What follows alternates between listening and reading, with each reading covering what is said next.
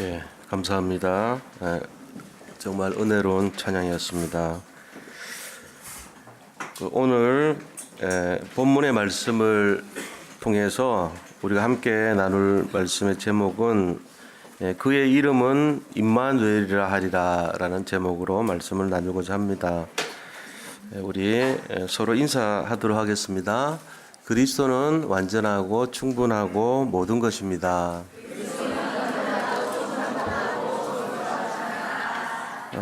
성탄을 축하합니다. 자, 미국에서는 금지되었던 인사입니다. 메리 크리스마스. 해보겠습니다. 우리는 이거를 못하게 했다는 게 믿지 못할 얘기인데 실제로 그랬어요.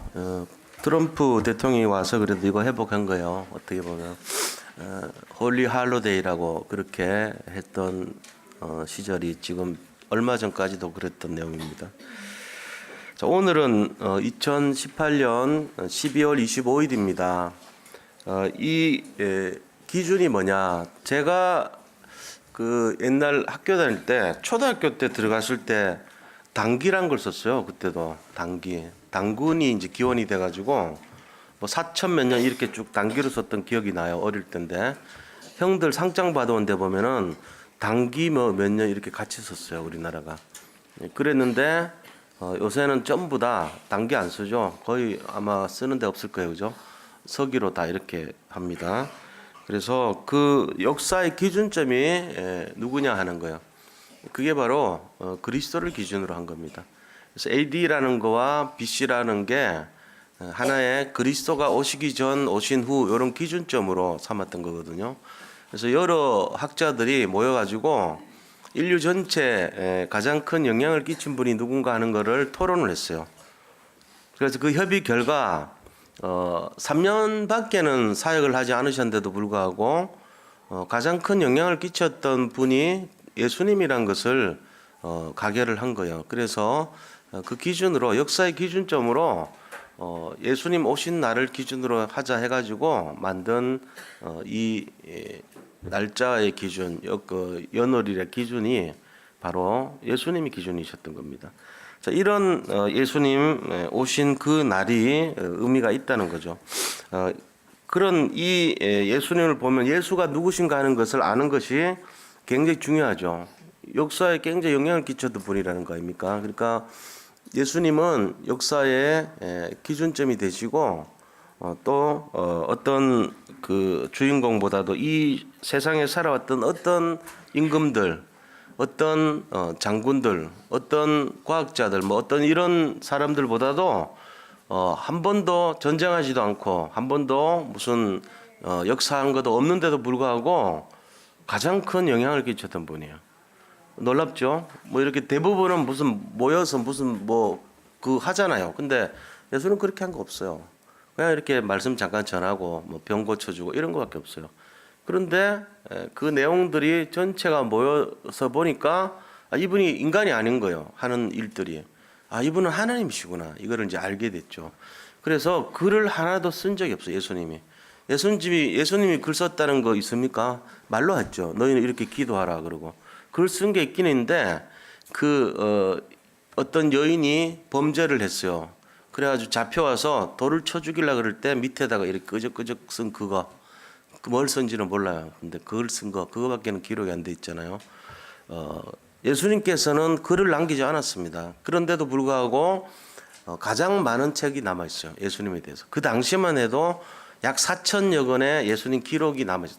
동일한 시대에. 예수님 쓴 게 아닌데 거기에 관련돼서 있던 제자들과 또 예수님을 지켜본 로마의 병사들 그 중에 이제 좀 장군들 이런 사람들이겠죠. 보고서 이런 거 그런 책들이 지금까지 남아 있는 게 한 4천 권대요. 굉장히 많은 기록이죠. 그거를 우리가 지금도 연구를 해가지고 또 이렇게 알고 이렇게 하는 거예요. 예수님은 글을 남기지 않았는데 인류 역사상 가장 많은 글로서 영향을 끼쳤던 분이라는 거죠. 그리고 성경이 지금까지 팔린 모든 책 중에 최고의 베스트셀러입니다. 성경이 1위예요. 이거 굉장한 사실이죠. 그런 것처럼 우리가 예수님에 대해서 자세히 알아볼 필요가 있다는 거죠. 그런 의미에서 예, 그리고 또 하나가 있는데 예수님 스스로도 예수님이 누군지를 알기를 원하셨어요.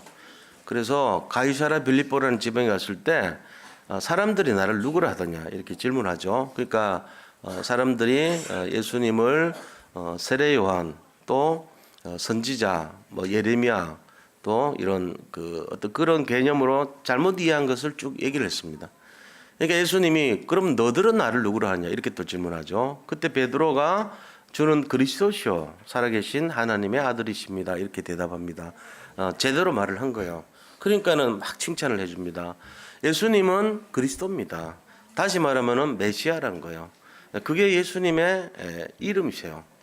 그리스도. 그리고 그 이름이 다시 말하면은 임마누엘이 이름이에요. 예수님 이름이 예수님이 이름이죠. 그런데 이름 그리스도의 일을 하셨죠. 그리고 또 다른 이름이 임마누엘이에요. 우리가 이제 그런 내용들을 좀 오늘 살펴볼 겁니다. 자, 그러면은 이러한 예수님, 이 예수님 역사의 주인공이시고 인류에 가장 큰 영향을 끼쳤던 분이며 엄청난 그분에 대한 기록과 글이 많이 넘치는 이분에 대해서 도대체 누구시길래 이분을 만났냐? 한마디로 하면은 이분을 만났을 때 무슨 일이 일어났는가 하는 거예요. 우리가 그걸 알아야 되잖아요. 이분을 만나서 뭐가 일어났기 때문에 이분이 좀 다르게 보여지는 거예요. 그런데 그런 분들 중에 우리가 아는 사람들이요, 예수님을 굉장히 반대했던 웰리스라는 장군이 있었어요. 이 웰리스 장군이 예수님을 믿으면 안 된다는 책을 막 썼어요. 그러면서 자기가 그 내용에 대해서 증명을 하겠다고 성경을 계속 읽고 연구를 하기 시작했습니다. 그런데 이 사람이요, 이 웰리스 장군이요, 나중에 예수를 만난 거예요. 성경에서 예수님을 만나고 나서 이분이 기록을 하고 다시 썼어요. 그 다시 쓴 내용이 이번에 작품이 된 거예요. 그게 뭐냐? 배너라는 영화로 나왔죠. 그 배너를 쓴 사람이 웰리스 장군이에요. 그러니까 예수님을 욕을 하고 예수에 대해서 비방을 하고 했던 사람이 예수님을 자세히 들여다보니까 아니구나 하는 걸 깨닫게 돼서 그걸 오히려 홍보하는 작품을 만든 것이 배너입니다. 또 알코올에 취해가지고 계속 이렇게 약물 중독이죠. 알코올 중독에 빠져가지고 날마다 죽어가던 한 음악가가 있었습니다. 근데 이 음악가가 어느 날 예수님을 만났어요. 예수를 만나고 변화되기 시작한 거예요. 그래서 그분이 쓴 내용이, 작곡한 내용이 메시아라는 내용이었습니다. 거기 할렐루야라는 곡이 그 중에서도 가장 의미가 있어요. 핸델이라는 사람 우리가 잘 알고 있죠. 핸델은 알코올 중독자였습니다. 그런데 예수를 만나서 그가 작품을 남겼습니다. 그 작품을 남길 때 임금이 왕이 그걸 듣다가 너무 감동이 되니까 일어선 거예요. 왕이 일어서니까 신하들이 같이 일어섰어요. 신하가 일어서니까 거기 있던 모든 참여했던 분들이 다 일어섰어요. 그 감동의 물결이 온 그 극장 안에 울려 퍼졌던 것입니다. 그래서 우리가 요즘도 핸델의 이 할렐루야 우리 찬양을 할 때 우리도 모르게 일어나죠. 그런 내용들을 저도 우리 전에 교회 다닐 때 1년에 한 번 성탄절 때 꼭 했거든요. 할렐루야. 근데 그때 할 때마다 제가 좀 음정 박자 불안하지만 그래도 거기 참여했어요. 믿어주시기 바랍니다. 그렇게 해서 다들 일어서요 하면은 굉장히 감동이에요. 제가 부르면서 특별히 제 이름이 너무 많이 나와. 그래가지고 헷갈려. 영원히 자꾸 그래서 그런 사람을 변화시키는 능력이 있다는 겁니다. 그리고요 또 이 하나님 죽었다고 예수 그리스도 죽었다고 늘 비방했던 목사의 아들인데 늘 비방했던 신학생이었어요. 니체라는 철학자예요. 신학교 다니다가 나왔어요. 그런데 이 니체가요 신은 죽었다 이러면서 해놓고는 자기는 정신병원 들어가가지고 우리 이렇게 땅 짚고 뭐 이렇게 해가지고 그 코끼리 가는 식으로 이렇게 하잖아요. 이렇게 짚고 막 하는 식으로 계속 그렇게 뺑글뺑글 돌면서요 하루 종일 돌다가 죽었습니다. 니체가 죽었어요. 그렇게 신은 죽었다던 니체가 자기가 죽은 거예요. 그 예수를 모르면 그렇게 돼요. 예수님을 진짜 알아버리면 변화 역사 일어납니다. 이게 우리가 알아야 돼요. 어떤 사람이 철로에서 이게 차가 달려오는데 이제 죽으려고 누워 있었어요. 자기 몸을 3등분 나가 차가 지나가 버리면 다리 그다음 몸통 머리 잘리게끔 그렇게 누워 있었단 말이에요. 누워서 이제 차를 기다리고 있는 거예요. 기차가 오기를 죽으려고. 그러고 있는데 기차선이 저기 멀리 들리는 가운데인데 멀리 있어요. 자기한테 뭐 종이가 하나 이렇게 달아서 턱 붙는 거야 하나. 그래서 그 종이가 뭐냐 누워서 이렇게 딱 봤어요. 보니까 거기 나와 있는 거예요. 마태복음 11장 28절 글이 하나 있는 거예요. 수고하고 무거운 짐진 자들아 내게로 와라. 내게로 와서 쉬어라고. 그렇게 하는 글이 하나 있는 거예요. 그 글을 보면서 마음에 믿음이 생긴 거예요. 그래가지고 일어났습니다. 그래서 예수님을 이렇게 용지를 나눠준 선교 단체를 찾아가서 영접을 했어요. 그리고 거기서 하나님 믿는 자녀가 됐죠. 그 사람이 누구냐면은 그로부터 구원받고 회심받아가지고 인도를 파송받은 선교사예요. 그분의 이름이 썬다싱이에요. 아주 시대를 살리고 그 시대 전체를 움직였던 사람이에요. 선교사 중에. 그 썬다싱의 가가 그래요. 죽으려 했던데 그 하나의 귀절, 예수님 주신 그 한 귀절 때문에 살아났던 거거든요. 우리나라도 김믹두라는 분이 있습니다. 이 김믹두가요, 그때 당시 굉장히 깡패예요. 그 사람들 그때 당시 거기에 있던 마을 주민들이 뭐라고 늘 기도하냐 아침에 하나님이 아니지 그냥 산신령님 뭐 무슨 비는 거예요. 제발 오늘 김익도만 안 만나게 해달라고. 그 빌고 이제 시장 가는 거예요. 김익도 만나면은 누구든지 그냥 만나면 시비 붙어가지고 때리고 하니까 시대적인 깡패였단 말이에요. 어느 날 김익도가 참외밭에 그 원두막 있잖아요. 원두막에서 거기는 참외 이렇게 따가지고 먹으면서 잠을 자고 있었다고. 눈을 딱 뜨니까 누가 점심을 먹으면서 흔들어 깨우는 거 있죠. 왜 그러냐니까 밥 먹으라고. 자기가 도둑놈인 거 뻔히 알 건데 거기 막 껍질 뜯고 다 있을 거 아닙니까? 근데 그 연세 많은 분이 식사하라는 거예요. 왜 그러세요? 그러니까 아니 젊은 사람이 식사 때가 됐는데 밥을 안 먹는 것 같으니까 내하고 밥 같이 먹자고. 그걸 밥 먹었어요. 먹으라니까. 자기가 김익두란 거를 아는지 모르는지 모르겠지만 굉장히 이게 뭐 베푸잖아요. 그래서 마음이 열려가지고 봤는데 그분이 연세가 지긋한데 장로님이신 거예요. 그 원두막 주인이었죠. 김익두가 참외 먹고 한 거 다 알아요. 근데 저 사람 김익두란 것도 알고 있는 거예요. 그래서 복음을 전한 거예요. 그래서 그 복음을 받아들였어요. 김익두가. 그러고는 변화됐습니다. 그래서 그 시대에 최고로 우리 1900년대 초창기에 우리나라 전체를 흔들었던 부흥 강사가 됐죠. 복음은 그런 것입니다. 아무런 변화가 없는 것 같은 우리 인생, 그런 사람들을 변화시키는 능력이 그리스도 만나면 변화되는 거예요. 이것뿐만 아니죠. 우리나라의 수많은 무속인들, 영적 문제 걸린 사람들, 또 교도소에 있는 재소자들, 이런 분들이요, 예수 진짜 만나면은 다 변화돼요. 사람들 되게 착합니다. 제가 이 자매라는 게 있어요. 자매 결연의 줄임말인데, 교도소 중에 제일 좀 약간 심한 사람들, 최소 9년 이상 형 받은 사람들이 청송에 가서 모여요. 그 지명 쓰면 안 된다는 이름 요새 바꿨는데, 청송에 교도소가 있고 보호감호소라는 게 또 있어요. 교도소 형을 마치고도 사회 나가기에는 아직 좀 교화를 더 받아야 된다 가지고 전두환 대통령 때 만들어서 2배로 더블로 사는 거예요. 9년 받으면 이 형 9년 끝나고 또 보호감호 9년 받아가 18년 살아야 돼. 그래서 2개가 있다고 이거. 거기를 다 가요 우리가 이렇게 가면은 이분들 만나면요 되게 순해요. 우리가 생각하듯이 그렇게 막 흉치같이 생기지 않았습니다. 굉장히 순하고 복음 전하면요 그 사람들이 자기들끼리 밥 지어가지고 밥도 같이 하고 나눠 먹고 이래. 우리 거기 가서 이제 밥도 얻어 먹고 복음도 전하고 이랬거든요. 근데 이제 완전 사형수 이런 사람은 독방 쓰잖아요. 거기는 같이 안 써요. 이렇게 빨간 딱지 해가지고 하는데 사형수들 앞에 가도요 진짜 그 만나기는 쉽지는 않아요. 신창원이나 이런 사람들은요 이렇게 특별히 보호해놔가지고 잘 못 만나요.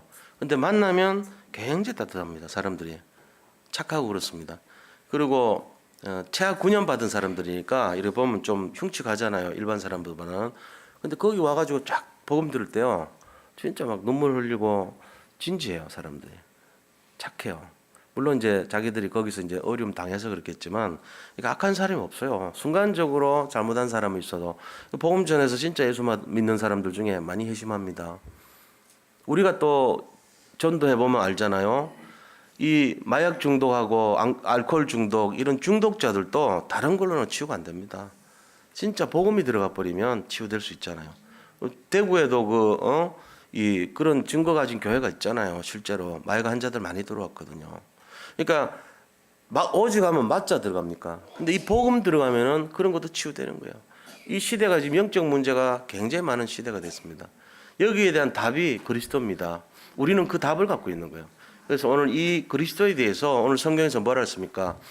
예언됐습니다. 예언됐던 그 그리스도가 이제는 나타나고 성취된 거예요. 그러면서 그 이름을 예수라 하라 그랬습니다. 그러면서 이 예수는 바로 자기 백성들이 저희 죄에서 구원하실 자라는 거예요. 예수님이 오신 이유는 구원자로 오셨다는 거예요. 구원자.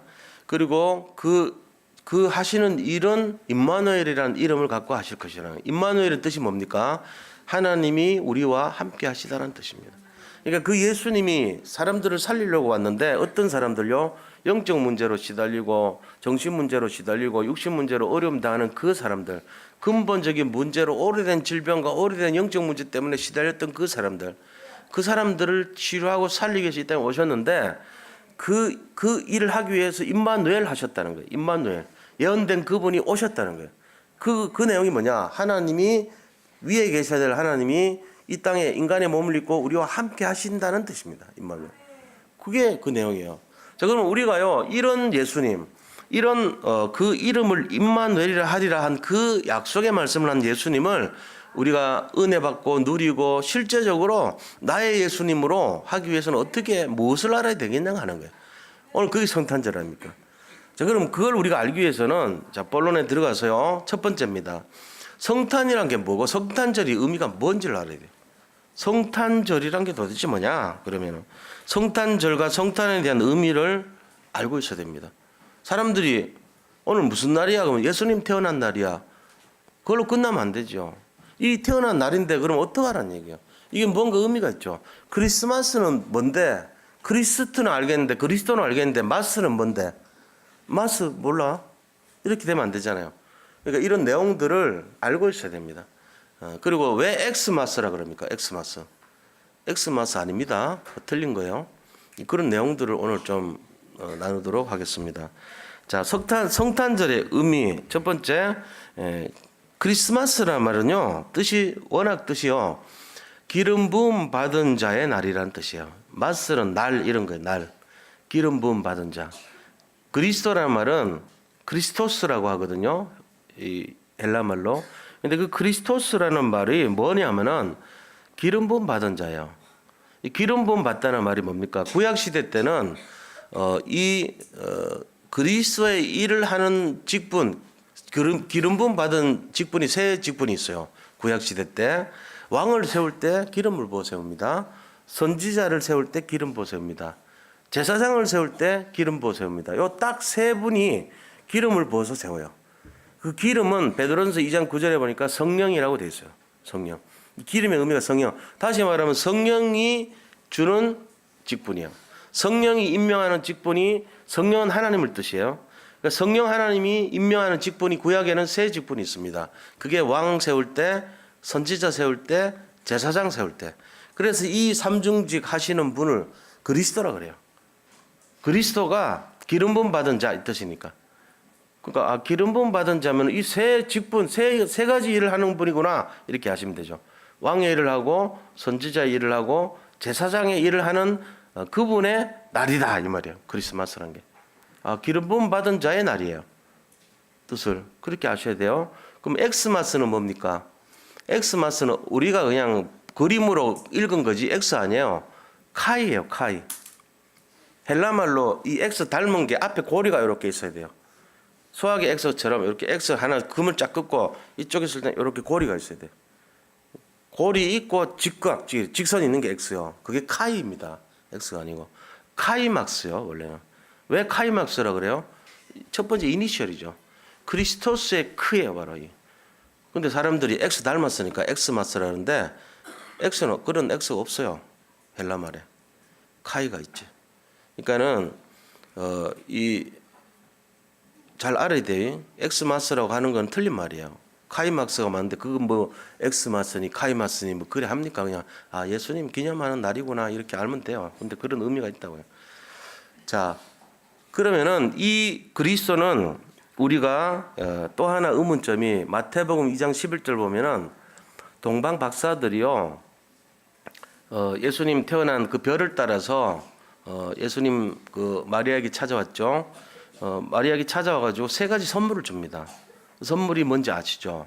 첫 번째는 황금을 줘요, 황금. 그리고 두 번째 유향을 줍니다.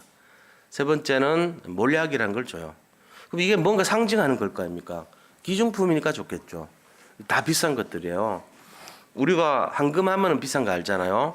유향도 굉장히 비싸요. 유향 그 하나만 해도 한 2천만 원 정도 해요. 요 병에 하나 들어있는 조그만 병에 들어있는 게 그때 당시 가격으로 하면 지금 한 사람은 2천만 원 정도 넘어요.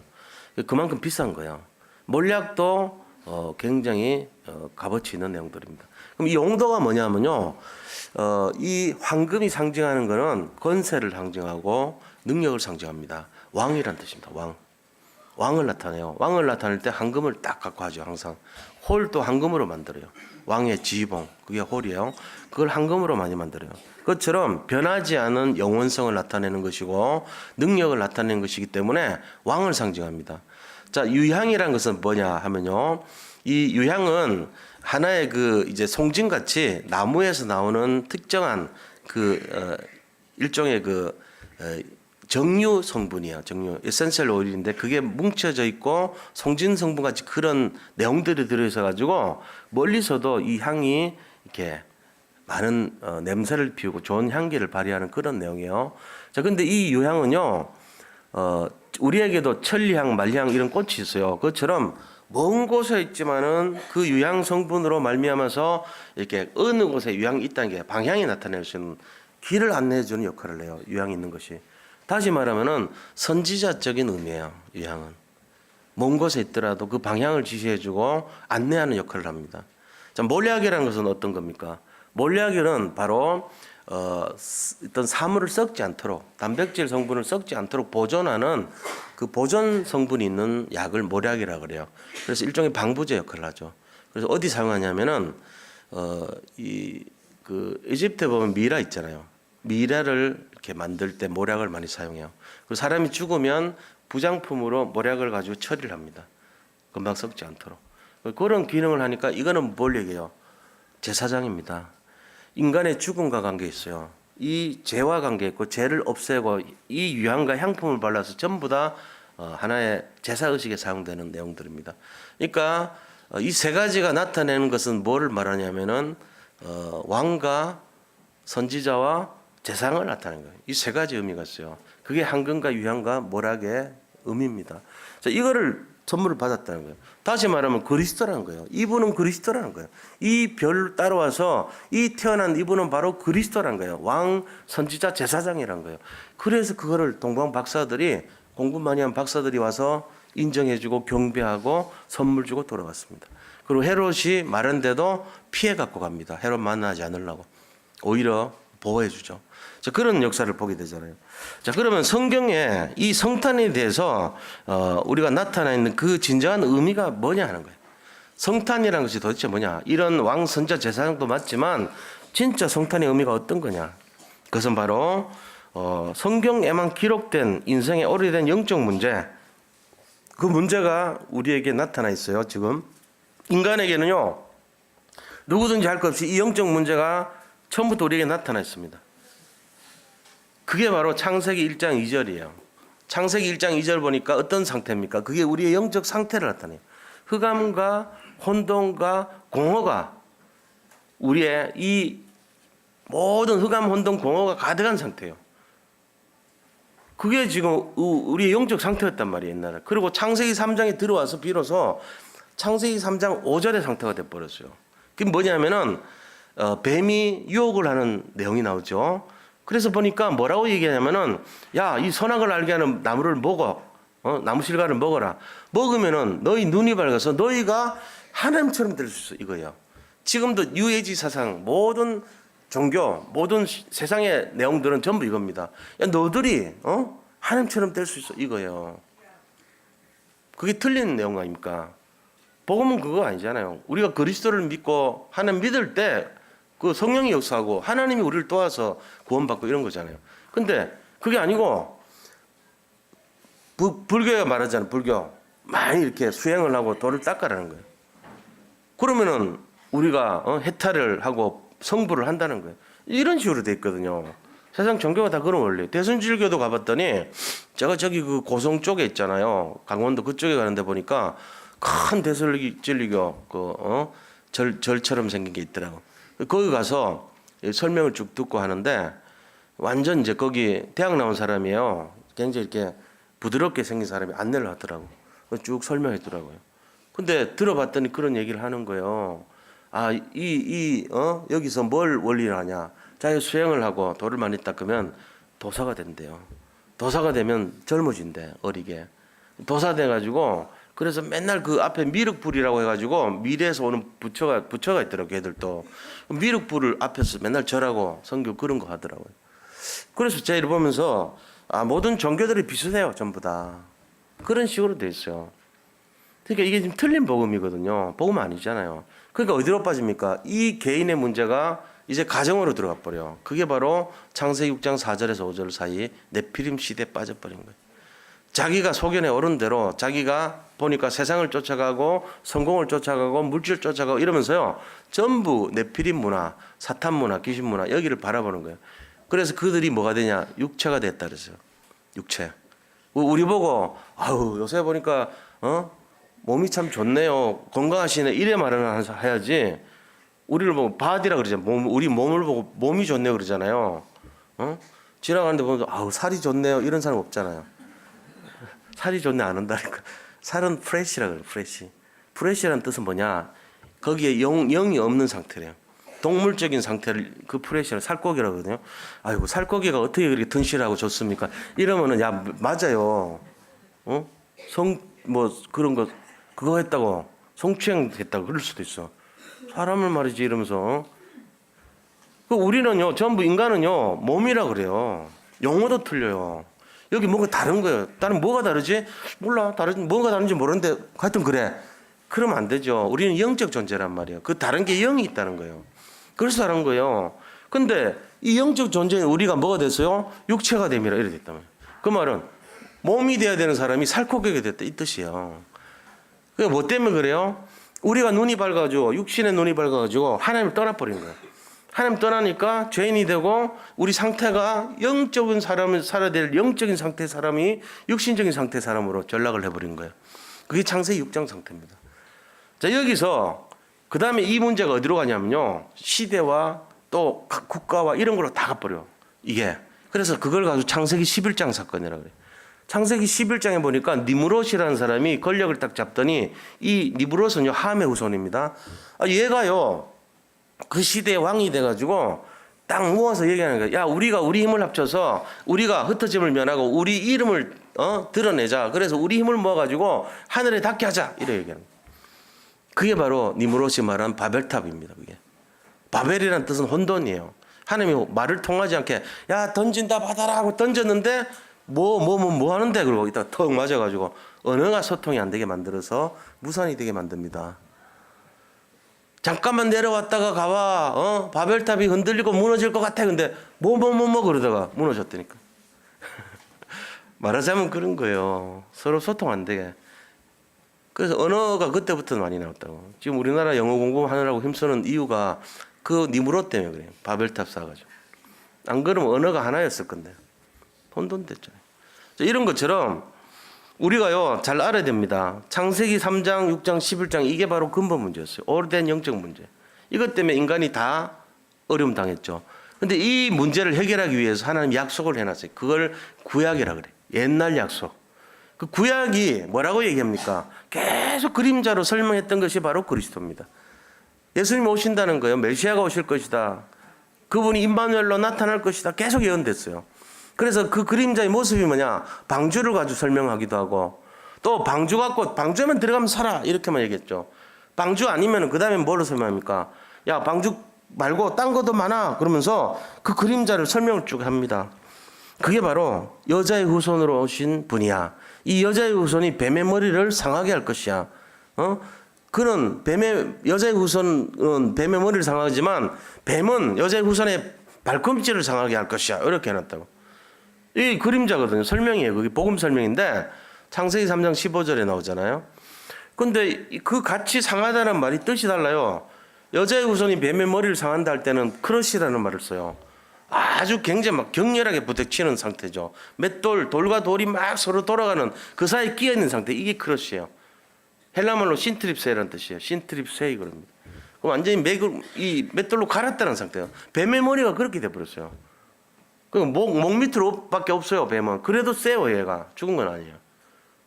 자, 이런데 뱀은 여자의 후손의 발꿈치를 어떻게 상하게 했어요? 못을 좀 박았어요. 십자가에서. 죽은 줄 알았어요. 그런데 3일 만에 부활하셔버린 거예요. 그게 원시복음이에요. 그게 창세기 3장 15절이. 그 다음에 뭘로 또 설명합니까? 이 그리스도를 설명하는데 이 성막을 가지고 설명한 거죠. 이 성막에 있는 모든 출애굽해놓고는 성막을 가지고 예배를 드리라 너희들이. 성막이 뭡니까 하니까 성막에 처음 들어가면은 번제란 게 있다. 이 번제란 것은 하나님 앞에 제사를 드리는 걸 말해요. 그리고 그 번제 제사를 끝난다면은 이제 앞에 이 성막 앞에 첫 번째 1단계 이제 예배 장소가 있어요. 그다음에 제일 안에 이제 그러니까 1단계 장소를 성소라 그래요. 성소. 그다음 그 안쪽은 지성소라 그래요. 지극히 거룩한 곳 이 뜻이에요.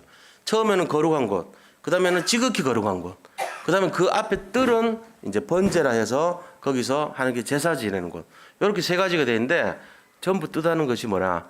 이 제사는 5가지 제사가 있어요. 전부 그리스도를 나타내요. 그 뜻이. 그리고 성소에는 3가지가 있습니다. 상이 있고 12지파를 나타내는 떡들이 다 거기 진열이 돼 있고 가운데는 이 향단이라고 해서 향을 피우는 향단이 있어요. 그리고 한쪽에는 메노라라 해가지고 이게 딱 촛대가 있습니다. 촛대가 있고 향단이 있고 떡상이 있는데 이게 뭘 말하냐면요. 떡상은 요한복음 6장 35절 보니까 말씀의 떡 해가지고 떡. 이게 이 말씀을 나타내는 거예요. 자, 여기 향불은요. 끊임없이 24시간 향을 피워야 돼요. 기도를 나타냅니다. 그러면 메노라라고 하는 그 빛을 나타내는 것은 뭐냐? 전도, 그리스도를 나타내는 거예요. 그래서 바로 말씀은 하나님, 그다음에 기도는 성령, 그다음에 이 메노라라고 하는 촛대는 그리스도를 나타내요. 이게 말씀기도 전도를 나타내는 거예요. 그리스도를 다 나타내요. 그다음에 안에 제일 안에 지극히 거룩한 곳에는 뭐가 있냐? 거기에 이 언약궤라는 것이 있습니다. 언약궤가 있는데 언약궤의 윗부분을 다른 말로 써요. 속죄소라고도 하기도 하고 시은자라고도 해요. 뚜껑 누피가 이만큼 되는 이 금으로 만드는 판이 이렇게 돼 있고 위에 얹혀 있는데 그게 이 언약궤 무게가요 240kg이에요. 근데 이 뚜껑 부분에도 한 25kg 정도 돼요. 그걸 열면은 그 안에 3가지가 들어있죠. 그 황금으로 만든 5 오멜들이 이 그 곡식 담은 항아리가 있고요. 그다음에 12지파 중에 대표로 다 지팡이 꽂았는데 한 명이 싹이 났어요. 아론의 싹난 지팡이. 그 싹 이름이 살구나무 싹이라고 해요. 살구나무. 근데 살구나무가 아니고 원래는 아몬드 나무예요. 알고 보면 아몬드 씨하고 살구씨가 비슷하거든. 이 지금도 이스라엘 보면 그 아몬드 나무 많아요. 그 나무가 있단 말이에요. 그리고 또 하나가 뭐가 있냐면은 이 언약궤, 모세가 시내산에서 받은 언약궤 돌판이 들어있었거든. 이 3가지가 말하는 것도 말씀 로고스입니까? 하나님이고 이 막대기는요 성령의 능력을 나타내요. 성령을 말하고요.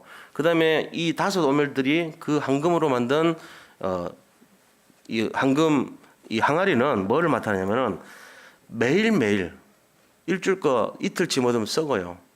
매일매일 인도받으라. 성령 인도받는 거예요. 다시 말하면은 말씀은 성령의 내주로 내 안에 들어와 있고 내가 기도할 때 능력으로 나타나 있고 그 다음에 매일매일 성령 인도 받으라. 성령 내주, 성령 인도, 성령 역사를 나타내요. 이게 지금 우리 그 지성소의 뜻이거든. 전부 합쳐버리면 하나를 나타내요. 그리스도. 이게 성막입니다. 이 성막 전체가 예수님을 나타내는 상징물이에요. 예배가 예수님을 우리가 경배드리는 내용이에요. 그러니까 이런 내용을 가지고 우리 자신들이 지금 하는 것이 뭐냐는 걸 이제 알아야 되죠. 그 다음에 새 절기를 설명합니다. 구약에서는 그림자로. 새 절기가 뭐냐면 6월절, 오순절, 수장절을 말해요. 6월절이라고 하는 것은 이 재앙이 넘어간다는 뜻이에요. 양의 피를 바를 때. 그리스도를 나타냅니다. 구원을 나타내죠. 그다음 오순절은 하늘에서 성령이 내려온 날이에요. 성령을 나타내요. 수장절은 천국을 나타냅니다. 하나님이죠. 이 세 절기가 나타낸 게 바로 하나님, 그리스도, 하나님 나라, 성령 이 세 가지를 나타낸 거예요. 결국은 이것도 하나의 모델입니다. 또 설명했습니다. 도피성. 누구든지 죄를 지어도 도피성에 들어가면은 무기징역 받은 것처럼 그 시대 대제사장이 죽을 때까지 살 수 있어요. 못 잡아갑니다. 우리가 죄인인데도 평생 동안 대제사장 대신 그리스도가 함께하는 날은 잡혀가지 않습니다. 그게 우리 법입니다. 이 의미를 가지고 구약을 설명했어요. 자, 그러면은 제가 긴 설명했는데 구약의 실체가 나타난 것이 어느 때입니까? 그게 바로 성탄절이에요. 구약의 실체가 나타난 날, 임마누엘이 된 날, 그 그리스도가 나타나서 성취된 날, 그게 그리스도예요. 그게 성탄절이에요. 성탄절의 의미를 제가 길게 설명할 수밖에 없는 게 구약은 그림자이기 때문에 신약처럼 실제로 본체가 와버리면 되잖아요. 이건 설명할 필요 없어요. 이분이 맞잖아요. 근데 구약은 그분을 계속 이렇게 이 모양 저 모양으로 설명하고 있는 거예요. 막 복잡합니다, 내용이. 그런데 알고 보면은 별거 아닙니다. 전부 그리스도를 나타내고 있습니다. 그래서 누가복음 24장 44절에 뭐라고 말하냐면은 모세의 글과 시편과 선지자의 글에 기록된 모든 것이 그리스도가 나타나야 될 것을 말한다. 그렇게 얘기해놨어요. 예수님도 직접 누가복음 24장 27절에 그 모세의 글과 시편으로 말미암아 본인이 나타나셔야 될 것을 설명하셨다고 되어 있어요. 요한복음 5장 39절에도 너희가 성경에서 영생 얻을 줄 알고 이 성경을 연구하거니와 이 성경은 내게 대하여 기록하였습니다. 이래 됐단 말이에요. 전부 구약 신약이 다 그리스도 얘기하는 거예요. 근데 신약은 그런데 구약은 틀리잖아요. 그랬더니 예수님이 또 말씀하신 거 있죠. 요한복음 5장 46절에 너희가 모세를 믿었더라면 그가 내게 대해 기록하였으니 모세를 믿었더라면 나를 믿었으리라. 그가 내게 대해서도 기록하였습니다. 됐어요. 모세가 기록한 거 쫙 나와 있어요. 모세가 예수님 다 기록해놨어요. 창세기, 출애굽기, 레위기, 민수기, 신명기 안에 전부 다 그리스도 기록해놨어요. 그러니까 우리가 이 짧은 기간에 다 풀 수는 없지만 제가 계속 얘기했어요. 모세오경 하면서 전부 다 숨어있단 말이에요. 그래서 우리가 오늘 성탄의 의미를 진짜 알아야 됩니다. 그게 성취된 날이 오늘입니다. 그림자로 기록된 것이 구약이라면 그 성취된 날이 오늘입니다. 그게 얼마나 어마어마한 축복입니까? 단순히 그냥 주님 오셨다고 기뻐하는 그런 게 아니에요. 이 의미는요, 일반인들은 모르지만 우리는 알아야 됩니다. 아, 그리스도 기름 부음 받은 자의 날이구나. 그래서 왕 선지자 제사장으로 오셔서 하나님 떠난 문제, 제 문제, 사탄의 문제를 끝내시고 인간의 삶 저주를 해결하시고 그토록 예언되었던 구약의 모든 것이 성취된 날이구나. 믿으시기 바랍니다. 그게 오늘이에요. 그게 오늘이라고요. 얼마나 감격된 날입니다. 자, 그래서 우리가 이 은혜를 누리기 위해서 두 번째 뭘 해야 되냐? 두 번째는 임마누엘을 누려야 되는 것입니다. 임마누엘을 누려야 돼요. 그 임마누엘이 아까도 말씀드렸지만 하나님이 우리와 함께 하신다 이 뜻이에요. 예, 그 뜻인데 결국 성탄절이란 말은 뭐냐? 임마누엘이 성취됐다 이 말이에요. 그 말입니다. 다른 게 아니고. 그래서 이사야서 7장 14절에 보라 처녀가 잉타하여 아들을 낳으리니 그 이름을 임마누엘이라 하리라 그랬습니다. 자, 이 말이 예언을 했는데 700년 뒤에 정확하게 성취된 거예요. 그게 마태복음 1장 21절에서 23절에 나온 내용입니다. 우리가 그 내용처럼 이 내용이 있다면 우리가 그럼 이 임마누엘을 누리는 삶은 어떤 삶일까요? 하나님 우리와 함께 왔다면 이걸 어떤 걸 누려야 되는가요? 그게 뭐냐면은 우리에게 있는 사탄 문제, 재앙 문제, 그 다음에 지옥 배경으로 살아가야 되는 이 삶 저주의 문제가 모든 사람들에게 다 지금 꽂혀 있어요, 사실은. 근데 여기서 빠져나와야 됩니다. 빠져나오는 것을 에클레시아라 그래요. 뽑혀 나왔다는 거. 거기서 빠져나왔다는 거예요. 뭐에서요? 사탄, 재앙, 지옥 배경. 여기서 빠져나온 자. 이게 두 가지 뜻인데 하나는 성도 그러고요. 하나는 교회 그럽니다. 교회 히브리 교회의 헬라 말이 에클레시아예요. 또 성도의 헬라 말이 에클레시아입니다. 우리는 빠져나왔어요. 어디에서 빠져나왔죠? 저주재앙 사탄에서 빠져나온 거예요. 그게 오늘 임마누엘 되신 나를 누리는 삶이에요. 이걸 누리시기 바랍니다. 자, 그러면은 세 번째 참 성탄절을 회복해야 된다면 세 번째 우리가 이걸 누리고 응답받기 위해서는 참된 성탄절. 지금 세상은요 거짓 성탄절에 쏟고 있어요. 그래가지고 뭔가 막 들뜨고 있고요, 막 상업화돼 있고 막 세속화돼 있고 뭔가 본질도 모르고 엑스마스가 뭔지 그것도 틀린 거 하면서 막 그냥 막연하게 기분 좋아요. 술집에서도 좋아가지고 막연하게 엑스마스 써놨다 그럴까요, 요새? 지금 근데 경기가 워낙 안 좋아가지고 그것도 안 된대. 사실은 옛날 같지는 않대. 신문에 보니까 그래 나와 있어. 그 보세요. 제가요 한 번도 이 우리 롯데 그 옆에 있잖아요. 레이크 팰리스 옆에 해가지고 롯데 그 입구에 지나가면 호수 지나갈 때 줄을 그런 걸 본 적이 없어요. 근데요 어제 갔는데 얼마나 막히는지 한 300명이 줄 서 있더라고. 그 교통 딱 마비돼 있고 거기를 보통 같으면은 5분만이면 통과하는 길인데 진짜 한 30분 걸렸어요. 근데 보면서 중국 사람들이다. 중국 관광객들이 자기들 뜻도 모르면서 성탄절이라고 관광 와가지고 저렇게 줄 서 있더라고. 물론 우리나라 비해서 좋죠. 근데 중국도요 뜻 하나도 모르면서 그거 막 선전합니다. 크리스마스 날 상업화하는 데는 막 해요. 요새는 뭐 그 성탄 사과 그림 있는 거 뭐 인형 뭐 산타 인형 못 팔게 금지는 시켜놨더라고요. 요새는 워낙에 이제 하니까 좀 경계하느라고 정신에 영향 끼치는 건 다 막아요. 중국이 지금 영적인 거 정신적인 이런 데 영향 미치고 모이는 거 이런 거 많이 하는 데는 다 막습니다. 요새 다 쫓겨납니다. 선교사들 다 쫓아냈어요. 근데도 아직도 그 사람들의 마음속에 분명히 있어요. 제가 그걸 보면서 야 이게 지금 저 뜻까지 알까? 모를 거란 말이에요. 사람들이 어떻게 합니까? 얘기를 안 해주는데 교회조차도 잘 모르는데 안 하잖아요. 이런 얘기. 우리가 진짜로 참된 성탄을 회복해야 된다는 거예요. 그럼 참된 성탄이 뭡니까? 진짜 냉정하게 보면 그것은 바로 만세 전부터 예언됐던 말이 성취되는 거예요. 그 날이 오늘이란 말이에요. 성경 전체 핵심인 그리스도가 오신 날이라는 겁니다. 하나님께서 여러 날 중에 가장 기뻐했던 날이 오늘이에요. 바로 성탄절 가장 기뻐하죠. 왜? 하나님이신 그리스도가 이 땅에 오신 날이니까. 뭐 때문에 오셨습니까? 인간의 죄와 저주 재앙을 꺾으시려고 오신 거예요. 우리 그 날이 얼마나 기쁜 날입니까? 그래서 기쁘다 구주 오셨네요. 이거를 회복해야 됩니다. 그럼 어떻게 회복해야 되죠? 나 자신이 맞이하는 참된 성찬이 있어야 돼. 내 인생에 내가 맞이하는 성탄의 비밀이 있어야 돼요. 그게 나의 성탄입니다. 다른 사람은 성탄의 기쁨을 아는데 나는 몰라. 그럼 안 되죠. 나의 성탄이 있어야 될 줄로 믿습니다. 이거를 누리시기 바랍니다. 이 비밀 알아도 뭔 소리인지 알아들으셔야 돼요. 나의 성탄. 지금 한 번도 나는 성탄 경험을 못했다. 내가 정말 그리스도 구약에 예언된 그 그리스도를 나는 맞이한 적이 없다. 그러면 다시 회복해야 돼요. 나의 성탄 누리시기 바랍니다. 두 번째 뭐 해야 되냐?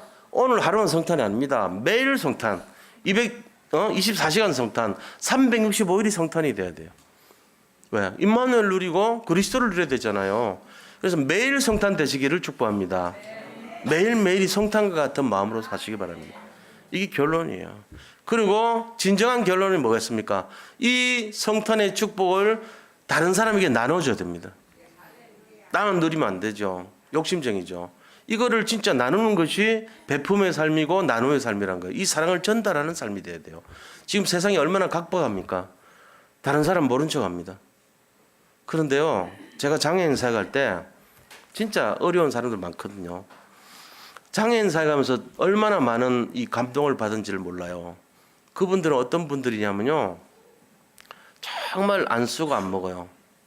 그런데요, 돈을 그 정부에서 보조받은 돈을 다 모아가지고 진짜 몇십년 모은 것 같아. 그분들에게 3천만 원은 너무 의미가 커요. 돈 많이 버는 사람들 그 버는 3천만 원하고 틀려. 진짜 자기 생명이나 다름없는 그런 돈들이에요. 근데 그거를요 딱 들고 왔어요.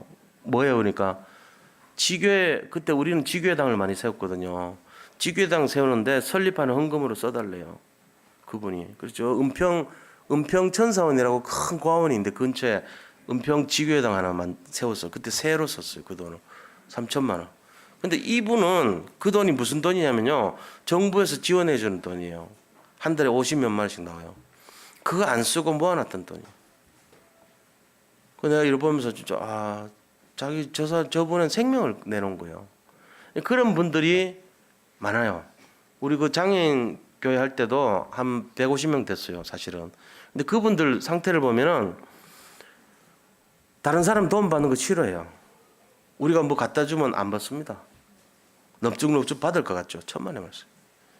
그렇지 않아요.